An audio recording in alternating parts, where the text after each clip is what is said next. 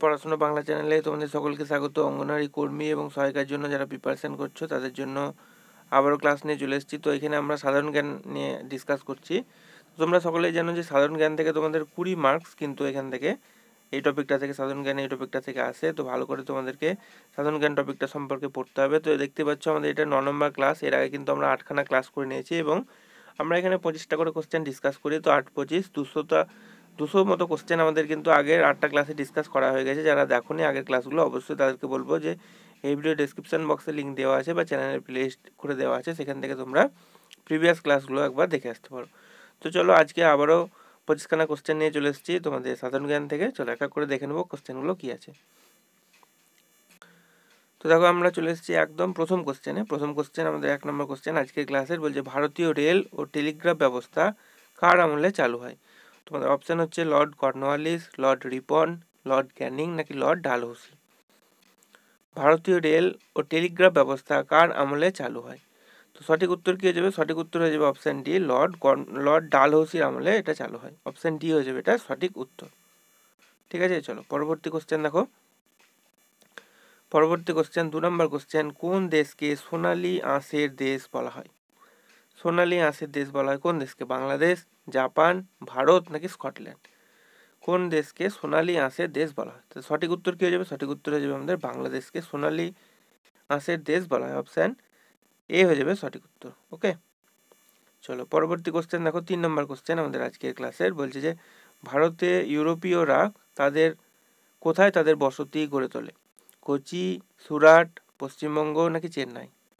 ভারতীয় ইউরোপীয়রা কোথায় তাদের বসতি গড়ে তোলে? সঠিক উত্তর কি হয়ে যাবে? সঠিক উত্তর হয়ে যাবে অপশান এ, কোচি। পরবর্তী প্রশ্ন দেখো 3 নম্বর হলো 4 নম্বর কোশ্চেন, বলছে মানবাধিকার ঘোষণাপত্রে কয়টি ধারা আছে? মানবাধিকার ঘোষণাপত্রে কয়টি ধারা আছে? 18টি, 30টি, 37টি নাকি 42টি? তো অ্যান্সার কি হয়ে যাবে? সঠিক উত্তর হয়ে যাবে আমাদের অপশান বি, 30টি। পরবর্তী প্রশ্ন আমাদের 5 নম্বর কোশ্চেন দেখো কি আছে, যে প্রতিহার বংশের শেষ শক্তিশালী রাজা কে ছিলেন? অপশান হচ্ছে হরিশ্চন্দ্র, নাগভট্ট, বৎসরাজ, মহেন্দ্র পাল। সঠিক উত্তর কি হয়ে যাবে? সঠিক উত্তর হয়ে যাবে আমাদের অপশান ডি, মহেন্দ্র পাল। পরবর্তী প্রশ্ন আমাদের 6 নম্বর প্রশ্ন আজকের ক্লাসের, ভারতের কোন রাজ্যের 2টি রাজধানী আছে? দেখো ভারতের কোন রাজ্যে 2টো রাজধানী আছে? হিমাচল প্রদেশ, বিহার, উত্তরপ্রদেশ নাকি জম্মু কাশ্মীর? সঠিক উত্তর কি হয়ে যাবে? সঠিক উত্তর হয়ে যাবে অপশান ডি, জম্মু ও কাশ্মীর। এই রাজ্যে 2টো রাজধানী রয়েছে। পরবর্তী প্রশ্ন দেখো, উপনিষদ কতগুলি খণ্ডে বিভক্ত? 108টি, 116টি, 136টি নাকি 146টি? উপনিষদ কতগুলো খণ্ডে বিভক্ত? সঠিক উত্তর কি হয়ে যাবে? সঠিক উত্তর হয়ে যাবে আমাদের অপশান এ, 108টি খণ্ডে বিভক্ত।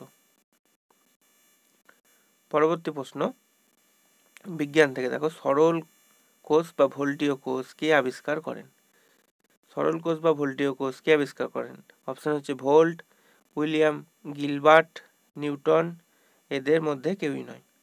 সঠিক উত্তর কি হয়ে যাবে? সঠিক উত্তর হয়ে যাবে সরল কোষ বা ভোল্টীয় কোষ ভোল্টের নাম অনুসারে হয়। তো সঠিক উত্তর হয়ে যাবে অপশান এ, ভোল্ট। পরবর্তী প্রশ্ন 9 নম্বর দেখো কি আছে, ভারতের কোথায় জাফরান চাষ হয়? কোথায় জাফরান চাষ হয়? অপশান হচ্ছে তোমাদের দুন সমভূমি, চম্বল উপত্যকা, কারেওয়া টেরেস নাকি ডুয়ার্স সমভূমি? সঠিক উত্তর কি হয়ে যাবে? সঠিক উত্তর হয়ে যাবে আমাদের অপশান সি, কারেওয়া টেরেস। এখানে জাফরান এর চাষ করা হয়ে থাকে।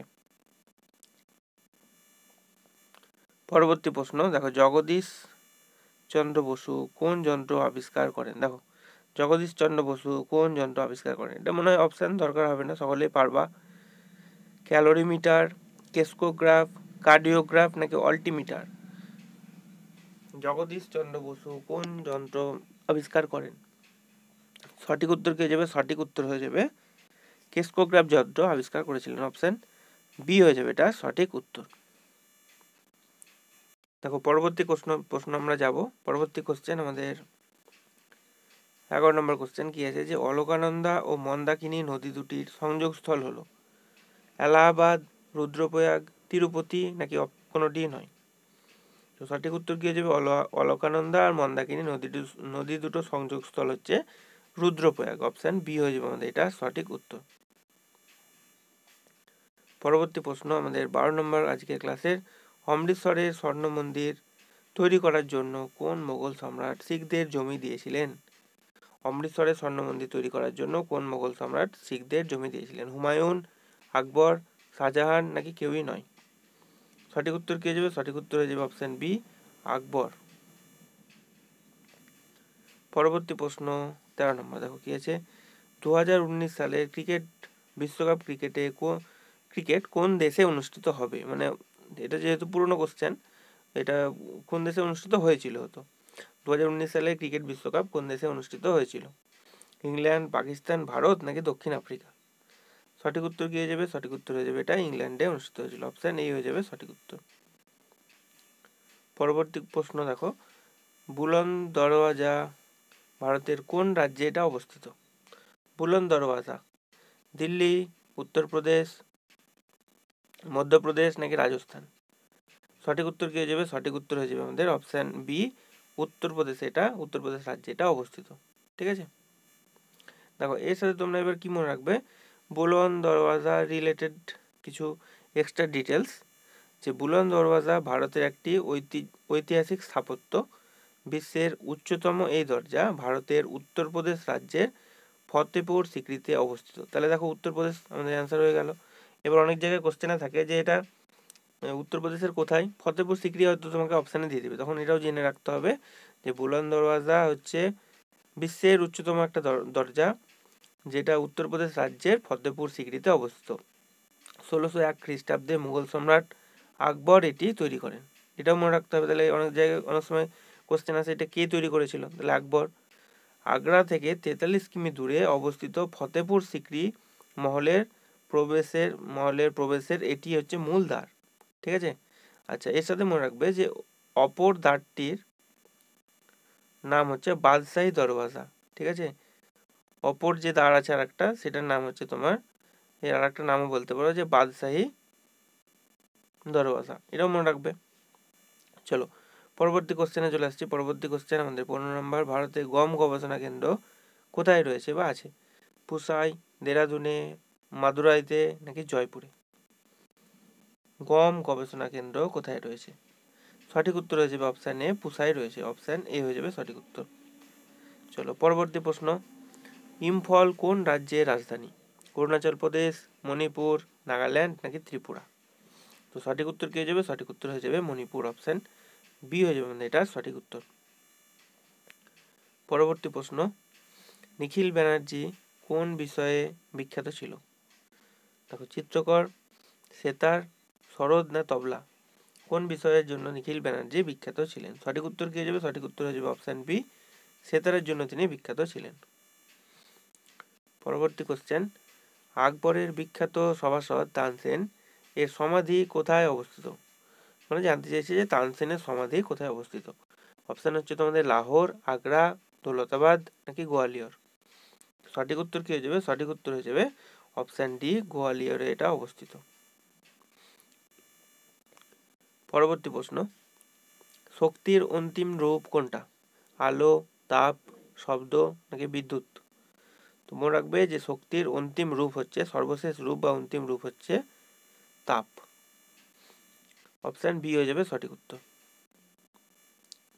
পরবর্তী প্রশ্ন 20 নম্বর, ভারতের কোন রাজ্যে কোনো বিমানবন্দর নেই? জানতে চেয়েছি কিন্তু কোন রাজ্যে কোনো বিমানবন্দর নেই? অরুণাচল প্রদেশ, সিকিম, মেঘালয় নাকি ত্রিপুরা?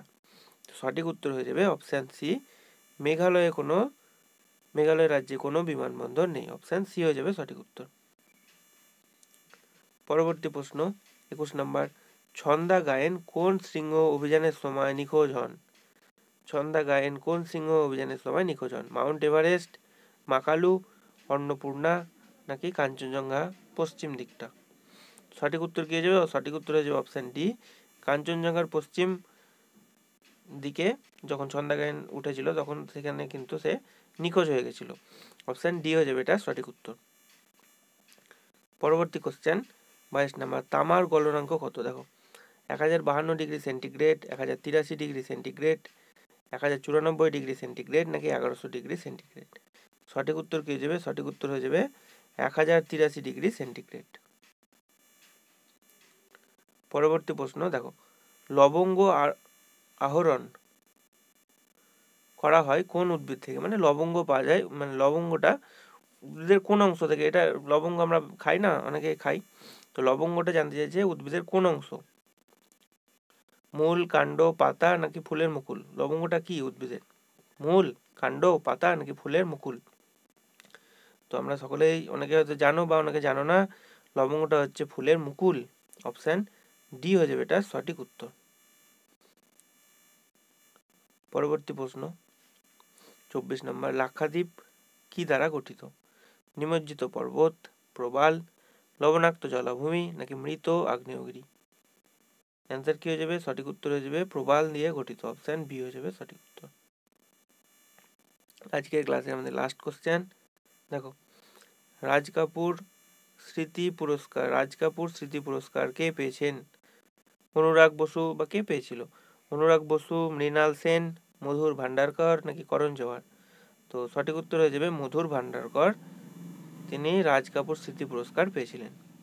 তো এই ছিল আজকের 25 কাটা ক্লাস। বন্ধুরা, যদি ভিডিওটি তোমাদের ভালো লেগে থাকে অবশ্যই একটি লাইক করে দেবে, চ্যানেলে যদি নতুন হয়ে থাকো চ্যানেলটি সাবস্ক্রাইব করে নেবে এবং ভিডিওটি তোমার বন্ধুদের সঙ্গে শেয়ার করে দেবে, সেই সব বন্ধুদের সঙ্গে যারা অঙ্গনারীর জন্য কর্মী এবং সহায়িকা দুটো পরীক্ষার জন্য কিন্তু প্রিপারেশন করছো তাদের সাথে। তোমাদের বলে রাখি, এর আগে আমরা কিন্তু স্বাস্থ্য ও পুষ্টিবিজ্ঞানে অনেকগুলো ক্লাস করিয়েছি, দেখতে চাইলে এই ভিডিও ডিসক্রিপশন বক্সে লিঙ্ক দেওয়া আছে।